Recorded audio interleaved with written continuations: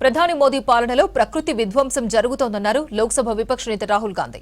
అండమాన్ నికోబార్ దీవుల్లో అటవీ చట్టాలను కేంద్ర ప్రభుత్వం అమలు చేయడం లేదన్నారు. గ్రేట్ నికోబార్లో భారీ అభయారణ్యాన్ని ధ్వంసం చేసి అదానికి కట్టబెట్టే కుట్ర జరుగుతోందని చెప్పారు. తమిళనాడు, కేరళలో కాంగ్రెస్ కూటములు అధికారంలోకి వస్తాయన్నారు హస్తం నేతలు.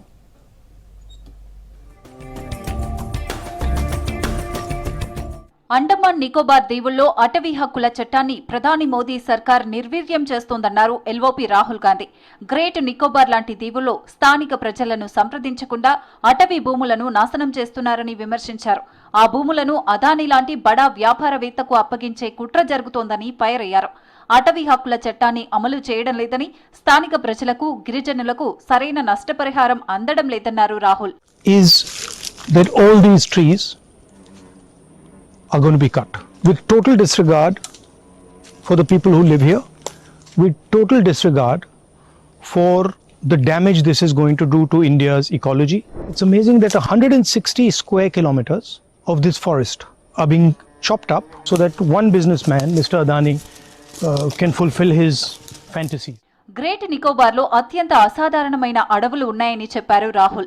తరతరాల నుంచి ఉన్న పురాతన వృక్షాలను కేంద్ర ప్రభుత్వం ప్రాజెక్ట్ అనే పేరుతో నరికేసేందుకు సిద్ధమైందన్నారు.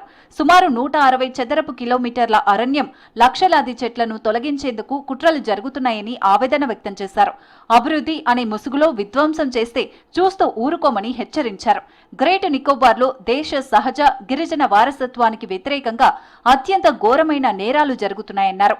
దీనిని వెంటనే ఆపాలని డిమాండ్ చేశారు Rahul Gandhi. Who lives on this island is against this project, has not been asked about this project, does not know what compensation they're going to get for their land, and now I understand why the government didn't want me to come here and why the government did a whole exercise to stop me from getting here. It's wholesale theft, and I wish more people could come and see this.